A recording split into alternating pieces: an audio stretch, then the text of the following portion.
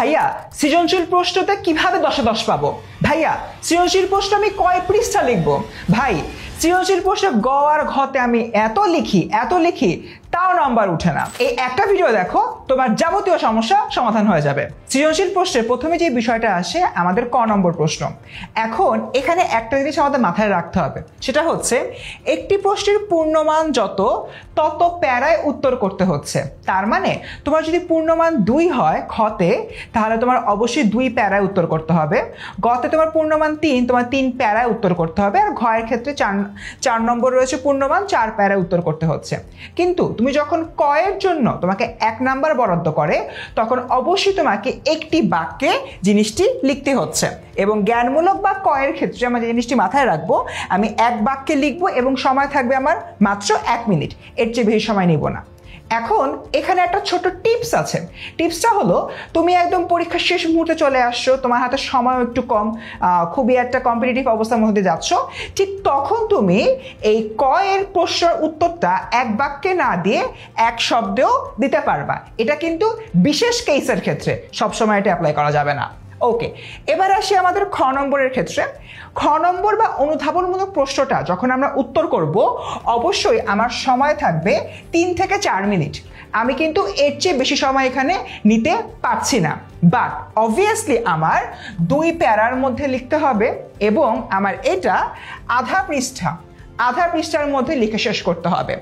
এর পাশাপাশি আমার এখানে যে 2টো প্যারা রয়েছে, 2 প্যারার মধ্যে প্রথম প্যারাটা লিখতে হবে আমার 1 বাক্যে এবং দ্বিতীয় প্যারাটা লিখতে হবে আমার 4 থেকে 5 বাক্যে। আমরা অনেক সময় একটা ভুল কাজ করি, দ্বিতীয় প্যারা লিখতে গিয়ে উদ্দীপকের বিষয় দিয়ে নিয়ে আসি, কিন্তু এটা করা যাবে না, একটা বিগ নো। এই বিষয়টা অবশ্যই তোমরা মাথায় রাখবা। এবং এই অনুধাবনমূলক প্রশ্নের দ্বিতীয় প্যারা পুরোটাই বই থেকে লিখতে হবে, বইতে কি বলেছে সেই বিষয় নিয়ে। চলে আসি প্রয়োগমূলক প্রশ্ন বা হচ্ছে গিয়ে আমাদের গ নম্বর যে প্রশ্নটি রয়েছে। এই ক্ষেত্রে আমার অবশ্যই এই প্রশ্নটা 6 থেকে 7 মিনিটের মধ্যে শেষ করতে হবে, 3 প্যারায় লিখতে হবে এবং আমার 1 থেকে 1.5 পৃষ্ঠার মধ্যে লিখতে হবে। এরপর দেখো প্রথম প্যারায় লিখতে হবে জ্ঞানমূলক, অর্থাৎ গ নম্বরে হয়তো জিজ্ঞেস করছে সাদৃশ্যপূর্ণ জায়গা কোনটা।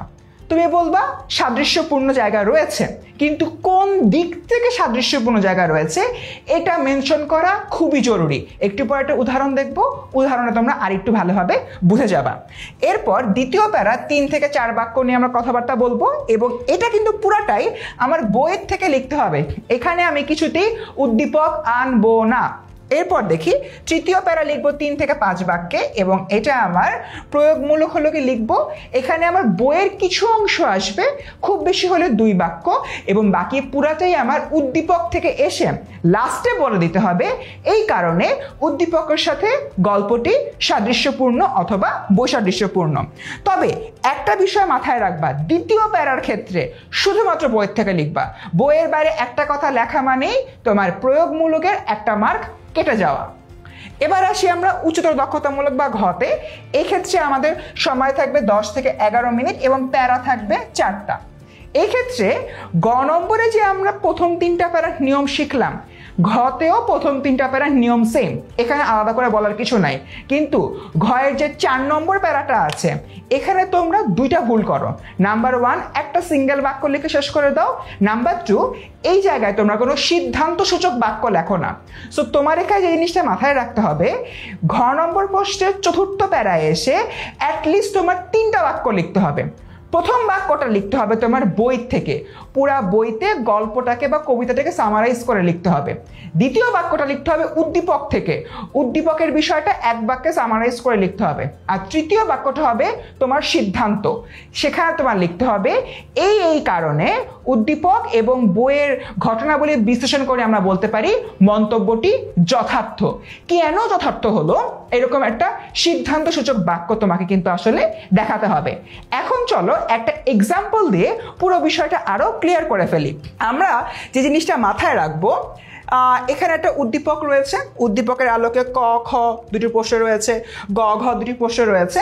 এটা হলো গিয়ে তোমাদের পাঠ্য বইয়ের খুবই গুরুত্বপূর্ণ একটা গল্প থেকে আসছে। দেখো, শম্ভুনাথ স্যাকরার হাতে কি পরখ করতে দিয়েছিলেন, এটা তোমার কতে আসছে। এটার অ্যান্সার খুবই সিম্পল, একজোড়া ইয়ারিং পরখ করতে দিয়েছিলেন। এভাবে এক বাক্যে আমরা লিখে দিব।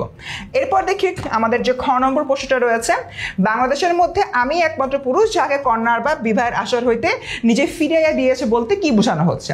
তো একটু আগে যে কথাটা বললাম, আমার প্রথমে একটা জ্ঞানমূলক লাইন লিখতে হবে। এই হচ্ছে গিয়ে আমার সেই জ্ঞানমূলক লাইনটা, অর্থাৎ অনুপমের যে আক্ষেপ ও অসহায়ত্বকে বোঝানো হচ্ছে সেই বিষয়টা এখানে বলা হয়েছে, এবং এইটা আমরা প্রথম প্যারা লিখে ফেলবো। অনুধাবনমূলকের প্রথম প্যারা ডান। অনুধাবনমূলকের দ্বিতীয় প্যারাতে দেখো পুরো জিনিসটা ব্যাখ্যা করেছে যে আমার বইয়ের মধ্যে কি কি ঘটনা লেখা রয়েছে, যে তার মামার যৌতুক গ্রহণের কারণে দেখা যাচ্ছে অনুপমকে বের করে দেওয়া হয়েছে বা অনুপমের সাথে কল্যাণীর পরবর্তী বিয়েটা হয়নি। এই যে বিষয়টা, এটা নিয়ে এখানে আলোকপাত করা হয়ে লাস্টে হচ্ছে বলা হচ্ছে এটা একটা বিরল ঘটনা। এর মধ্য দিয়ে আমরা অনুধাবনমূলক প্রশ্নটা শেষ করতে পারছি। এরপরে দেখো আমাদের পরবর্তীতে গ নম্বর প্রশ্ন একটা উদ্দীপক রয়েছে। উদ্দীপকের যে মূল বিষয় ওই যৌতুক দেয়া নেয়া নিয়ে বেসিক্যালি কথা বলা হচ্ছে। এখানে গ নম্বরে জিজ্ঞাসা করছে অনুপমা পারভেজের চারিত্রিক বৈশিষ্ট্যের বৈপরীত্য ব্যাখ্যা করো। দেখো এখানে ফার্স্টে যে জিনিসটা লিখতে হচ্ছে, অনুপমা উদ্দীপকের পারভেজের চারিত্রিক বৈশিষ্ট্যের বৈপরীত্য হলো তাদের মানসিকতার দিক থেকে। আমরা এক্স্যাক্টলি এই ভুলটাই করি, আমরা বলে দিই বৈপরীত্য রয়েছে বা বৈপরীত্য নেই।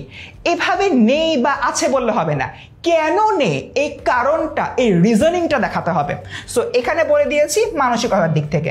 এরপরে তোমার দ্বিতীয় যে প্যারাটা, কেন মানসিকতার দিক থেকে জিনিসটা আসে নাই ওই বিষয় নিয়ে আমরা কথাবার্তা বলছি, এবং তৃতীয় প্যারাতে আমরা ফার্স্টে এসে উদ্দীপক নিয়ে কথাবার্তা বলে লাস্টে হচ্ছে আমাদের যে অনুপমের ব্যাপারে, অনুপমের মানসিকতা কেমন ছিল, পারভেজের মানসিকতা কেমন ছিল, এটা বলে আমরা গ নম্বরে বলতে পারি যে এই জন্য মানসিকতার দিক থেকে তাদের উভয়ের মাঝে বৈপরীত্য বিদ্যমান গেল। এরপরে আসি আমরা ঘ নম্বর।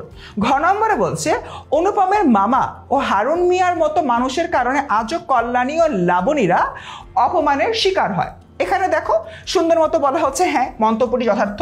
এরপর হলো যৌতুক প্রথার ব্যাপারে দ্বিতীয় প্যারাতে কথাবার্তা বলা হয়েছে।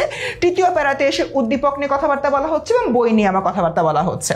আমরা শেষ যে প্যারাটা রয়েছে সেখানে দেখো, এখানে দেখতে পাই যে হারুন মিয়া অর্থাৎ উদ্দীপকে যে হারুন মিয়া রয়েছে সে যৌতুকের সম্পূর্ণ টাকা হলো নিতে চেয়েছে, এই বিষয় নিয়ে কথাবার্তা বলার পরে এখানে যে অনুপমের মামা রয়েছে সেও যে লোভী ওইটা উল্লেখ করেছি। তার মানে লাস্টের প্যারায় প্রথমত আমি উল্লেখ করলাম উদ্দীপকের হারুন মিয়ার কথা, দ্বিতীয়ত আমি উল্লেখ করলাম অনুপমের কথা, তৃতীয়ত আমি উল্লেখ করলাম তাদের এই লোভের কারণে দুজন নারীকে অর্থাৎ কল্যাণীকে আর লাবণীকে অপমান সহ্য করতে হয়েছে। তাই বলা যায় যে প্রশ্নোক্ত মন্তব্যটি যথার্থ। তার মানে লাস্টের প্যারায় এসে উদ্দীপককে এক বাক্যে সামারাইজ করেছি, গল্পকে এক বাক্যে সামারাইজ করেছি এবং সেখান থেকে একটা সিদ্ধান্ত অর্জন করেছি যে এই দুই ব্যক্তির লোভের কারণে নারীরা অপমানিত হয়েছে। তারপর বলেছি মন্তব্য যথার্থ। এভাবে তোমরা যদি ক খ গ ঘ লিখে ফেলো একটা সিকিউতে এবং সময় যদি মেনটেন করো 20 থেকে 21 মিনিট, তাহলে অবশ্যই সৃজনশীলে তুমিও টপ মার্ক পাবে।